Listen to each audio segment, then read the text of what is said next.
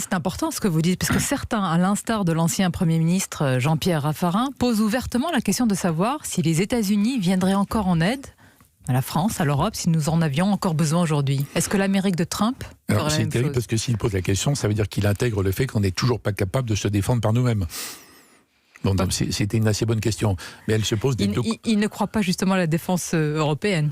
Bon, en tout cas, ils ne pensent pas qu'elle existe. Bon, c'est évident. Aujourd'hui, les Européens sont incapables de défendre. Ils peuvent mener des actions utiles ailleurs, mais aujourd'hui, 70% des dépenses de l'Alliance Atlantique sont couvertes par les États-Unis. Et pour ceux qui parlent de défense européenne, c'est un objectif. C'est pas du tout une réalité. Mais Jean-Pierre Raffarin a raison de poser la question qui se pose des deux côtés. Est-ce que les Américains ont encore besoin, veulent toujours un traité d'alliance comme ça? S'il n'existait pas, on ne pourrait pas le signer aujourd'hui.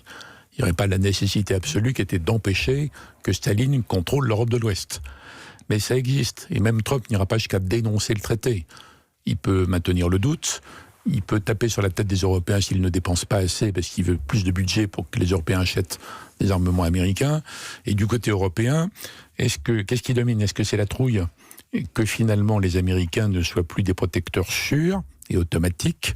Ou est-ce que l'idée que, justement, c'est l'occasion pour nous de nous organiser. Mais est-ce qu'on ne l'a pas déjà intégré? On l'espère, en tout cas, Hubert Védrine, que l'Amérique n'est pas ce protecteur sûr. Quand on entend Donald Trump sur le climat, le commerce, le nucléaire iranien, le Brexit... C'est autre chose que la défense de l'Europe. Enfin, ce sont des dissensions importantes, ce sont des coups de canif importants. Non, mais bien sûr, il n'est pas du tout isolationniste, mais il est égoïste, brutal. Donc il dit, je ne veux pas avoir les mains liées par tous ces accords, donc je fais que ce que je veux et ce que veut mon électorat. Ça, c'est une chose. Mais sur le point précis, est-ce qu'il va encore protéger l'Europe éventuellement? La question se pose des deux côtés. Et ce qui est frappant ces derniers temps, puisque Trump est quand même là depuis 2 ans, c'est que la brutalité de Trump, l'incertitude qu'il fait régner sur le fameux article 5 de l'Alliance, n'a pas produit une réaction européenne massive. Vous n'avez pas vu, vous avez vu quelques déclarations intéressantes, les Français, mais dont on a toujours dit un peu ça. Le président Macron a dit des choses à plusieurs reprises, Madame Merkel une fois ou deux, mais vous n'avez pas vu un déclic dans l'ensemble de l'Europe en disant le moment est venu, justement à cause de cette incertitude, tout en gardant l'alliance, parce que c'est quand même mieux, de nous organiser pour faire enfin le pilier européen de l'alliance. Vous voyez pas ça? Les opinions publiques européennes, elles sont individualistes, hédonistes, consommatrices, elles veulent en gros plus de dépenses sociales ou autres, mais pas ça. Donc il manque quelque chose et ça nous renvoie à une espèce, disons, d'hésitation européenne à devenir un acteur géopolitique. Quelque chose, dites-vous, et est-ce qu'il manquait quelqu'un aujourd'hui? Est-ce que l'absence de Vladimir Poutine vous a frappé, interpellé?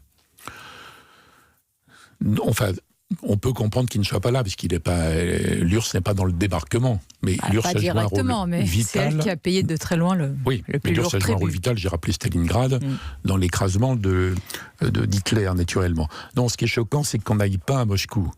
Quand il est envoyé à Moscou, sous prétexte d'esprit contemporain, on n'aime pas Poutine, les Russes sont méchants, ils ne sont pas devenus des gentils Européens comme les autres. Bon, la Russie, c'est la Russie. Sur le plan historique, on devrait avoir l'honnêteté, le courage par rapport à nous-mêmes, de dire que quand il y a des célébrations à Moscou du rôle de l'URSS, qui est quand même géant, c'est le pays qui a eu le plus de morts de très très loin dans la Deuxième Guerre mondiale.